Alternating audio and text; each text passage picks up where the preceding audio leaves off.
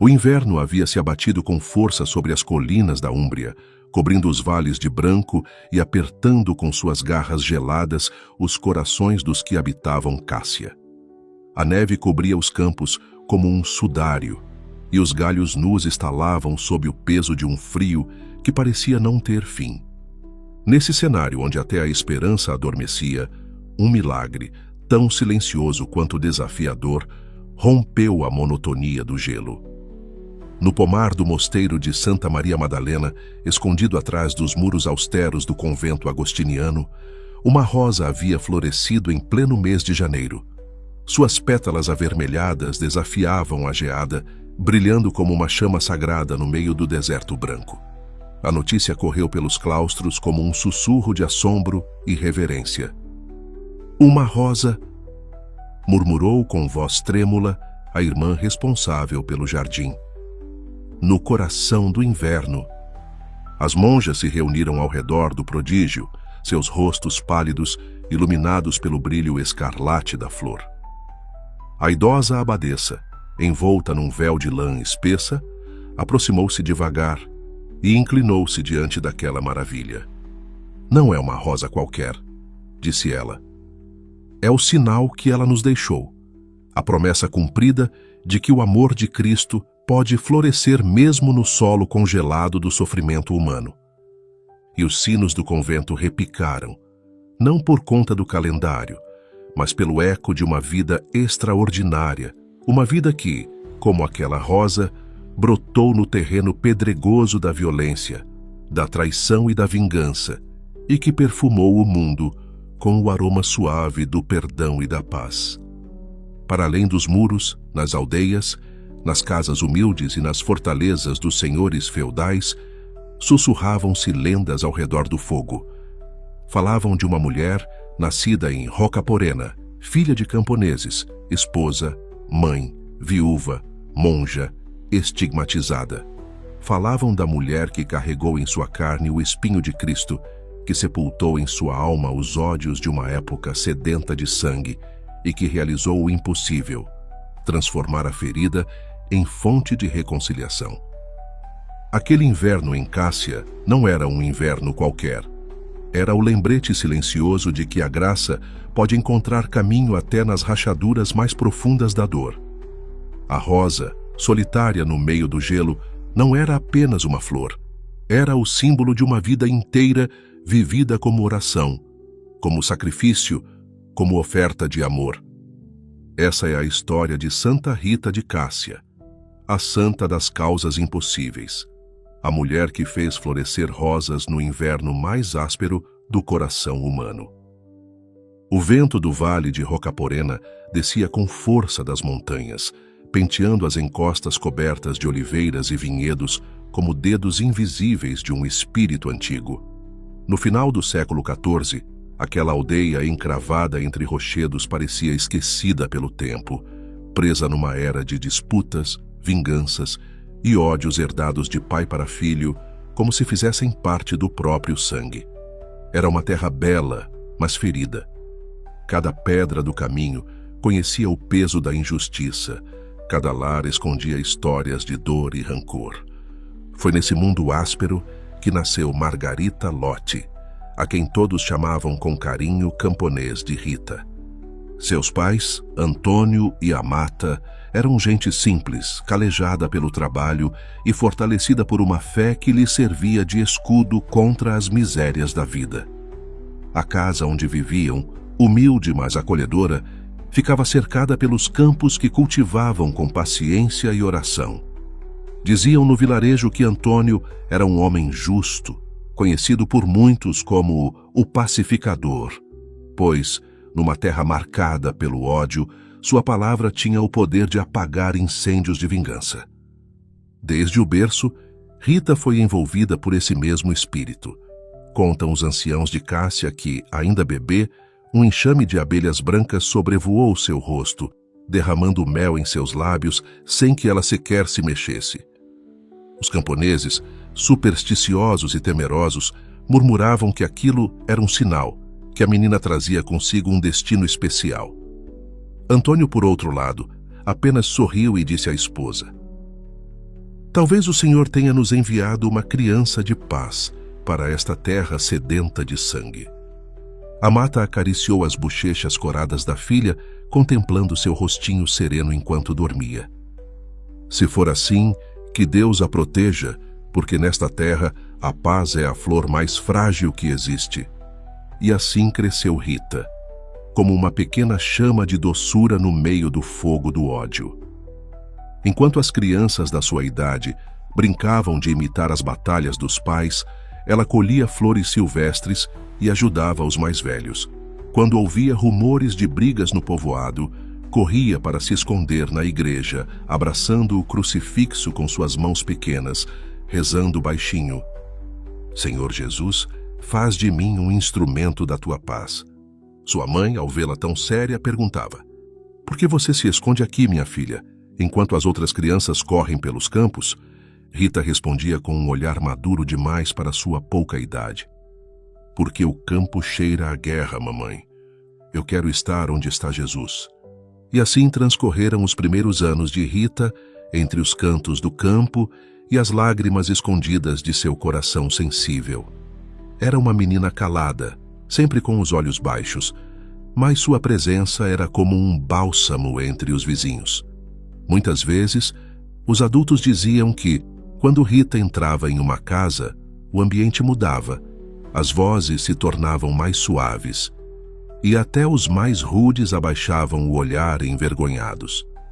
Certa vez, quando tinha apenas 7 anos, acompanhou o pai numa tentativa de reconciliação entre duas famílias inimigas havia décadas.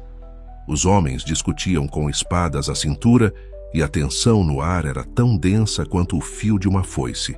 Antônio, sereno como sempre, falava sobre razão, justiça e misericórdia. Mas foi Rita, com sua vozinha trêmula, quem desarmou os corações endurecidos. Se vocês plantarem ódio, disse, colherão morte. Mas se plantarem perdão, talvez nasçam rosas em suas almas. O silêncio foi tão profundo que até os pássaros pareceram calar.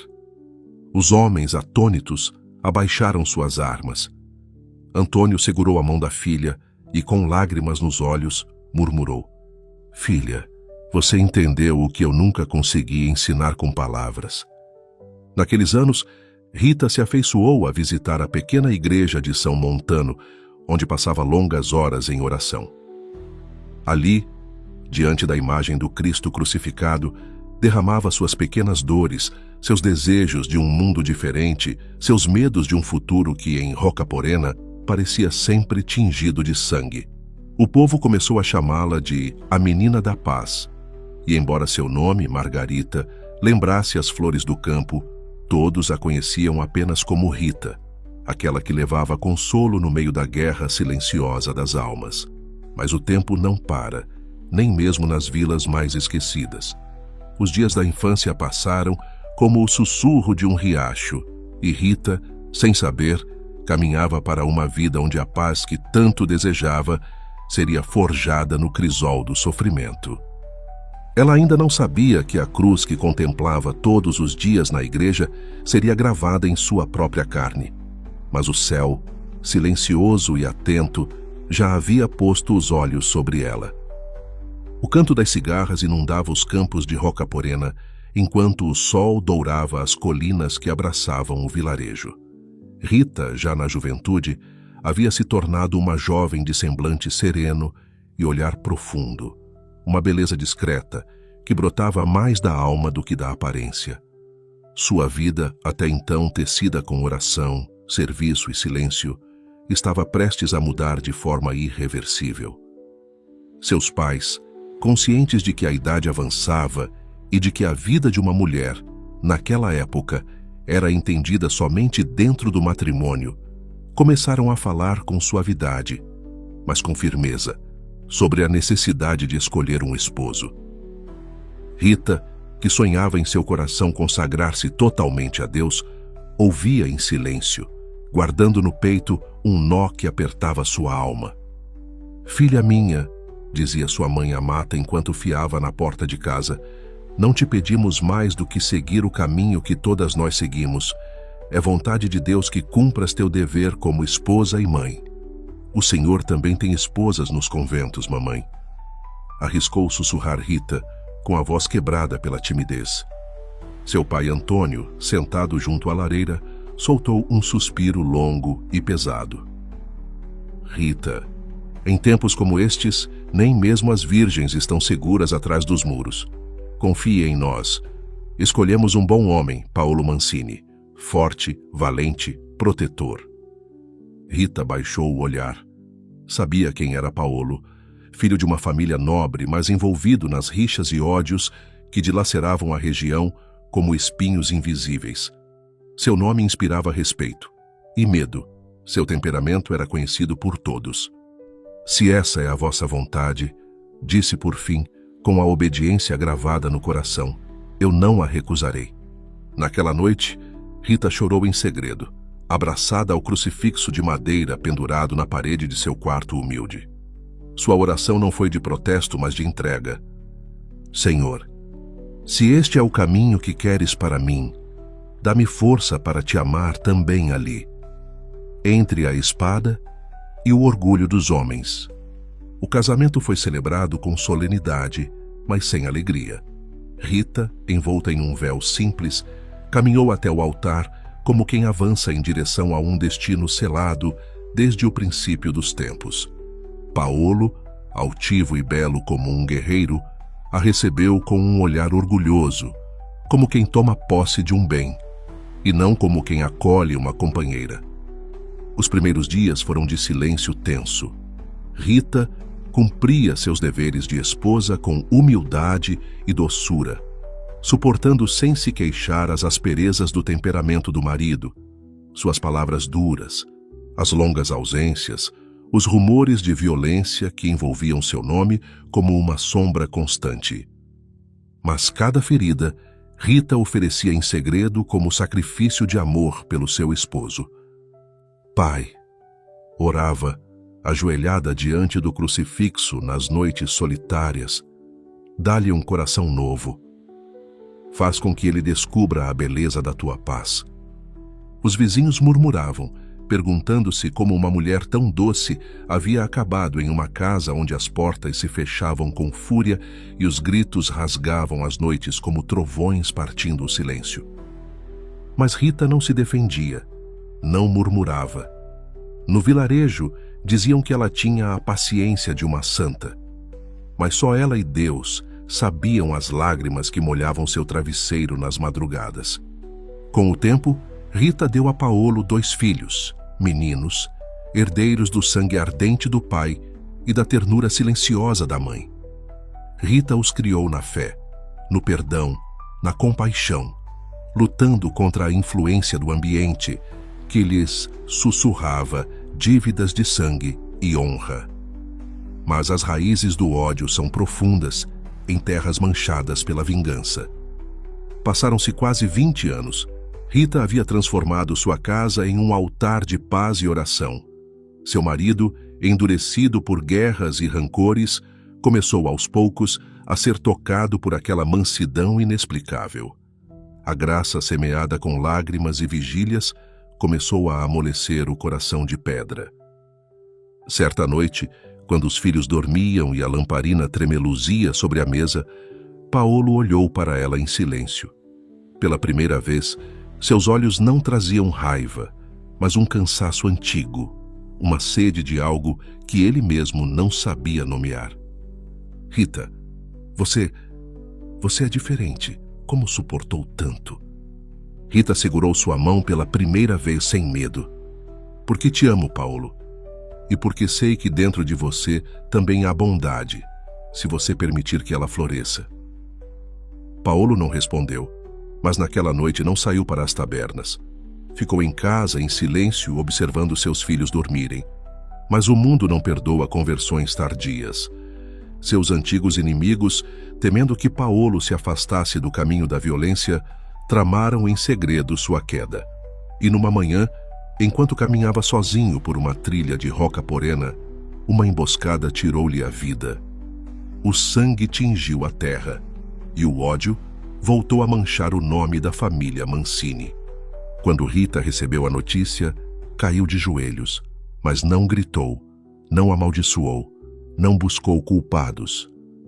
Senhor, meu Paolo morreu reconciliado contigo, isso me basta, sussurrou com lágrimas silenciosas. Se seu sangue precisa cair sobre esta terra, que seja para que floresça teu perdão, e não novas vinganças. Mas Rita ainda não sabia que a prova mais dura estava por vir. Seus próprios filhos, inflamados pela ira herdada, juraram vingar a morte do pai. Rita compreendeu então que a cruz que havia aceitado em seu matrimônio ainda não havia terminado de cravar-se em seu coração.